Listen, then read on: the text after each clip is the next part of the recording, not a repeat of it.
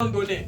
Quand je suis devenu adulte, j'ai abandonné la façon de raisonner comme un enfant, j'ai abandonné la façon de parler comme un enfant, j'ai abandonné la façon de penser comme un enfant. Quelqu'un peut dire parler, quelqu'un peut dire penser, raisonner.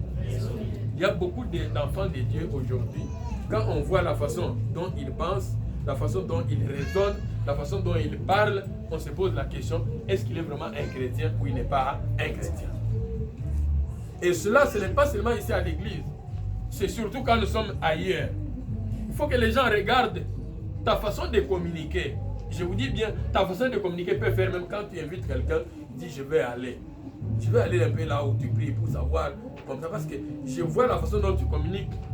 Tu communiques même par des gestes, par ton comportement, tout ce que tu fais, ça peut être un témoignage, positif ou négatif. Mais ma prière est que pour toi, ce soit un témoignage positif. Amen. Un témoignage positif. Je vais vous donner dans les Écritures un exemple que vous connaissez très bien de quelqu'un qui dans la communication, parce qu'il était encore immature, c'est Joseph. Nous connaissons bien l'histoire de Joseph. Joseph, comme il était immature, Joseph s'assoit avec ses frères ou ses demi-frères. Quand ils sont en train de parler, ils discutent, il faut comme tous les enfants parlent. Tous les enfants dans la famille parlent, tous les enfants peuvent même critiquer leurs propres parents. Ça peut arriver aussi, parce que les parents ne sont pas parfaits. Vous êtes d'accord avec moi? Même les parents ne sont pas parfaits, mais les enfants peuvent parler. Ah, papa hier là, il était vraiment trop fâché. Je ne sais pas pourquoi, il y avait rien là, mais il était trop fâché. Quand il parle comme ça, Joseph, il parle là-bas, tu sais ce qu'on a dit. C'est ce qu'on a dit. Colportage. Quelqu'un peut dire colportage? Colportage. Et je vais vous dire ce matin, mon frère, ma soeur, quand quelqu'un vient te dire, voici, on a dit ceci, on a dit cela, pose-toi la question, est-ce que ce qu'il te dit là, c'est pour ton édification ou ce n'est pas pour ton édification? Amen.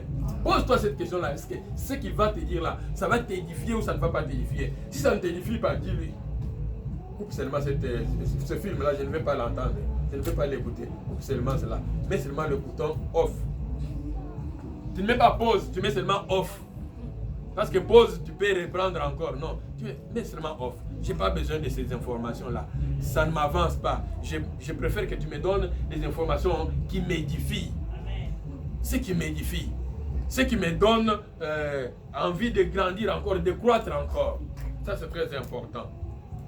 Alors, Joseph, lui, il part comme ça. Et quand il va dire tout ça à son père, et son père, il va maintenant dire aux autres, vous avez dit comme ça, vous avez fait ça, vous avez... Aujourd'hui, peut-être qu'un jour, il les punit, vous ne mangez pas ça, parce que ça nous est arrivé aussi de punir les enfants. Je ne vais pas te donner ça, je ne vais pas te donner ça, parce que tu n'as pas été sage. Mais il continue toujours à le faire.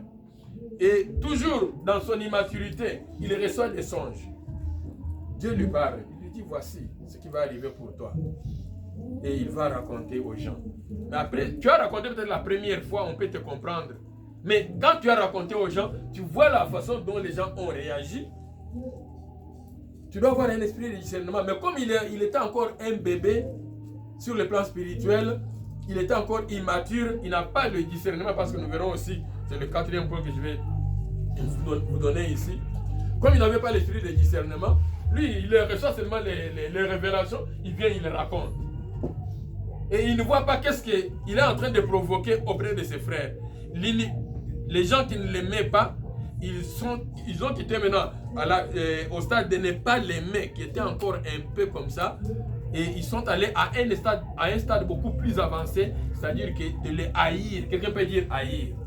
Vous savez que dire que je ne t'aime pas, c'est moins fort que dire que j'ai haï cette personne. Ou bien j'ai haï cette personne. Haïr quelqu'un, c'est... Je ne sais pas comment je peux vraiment vous exprimer cela, mais c'est très fort. C'est très très fort, haïr quelqu'un. Et parce qu'ils l'ont haï, ils étaient prêts à le tuer, ils étaient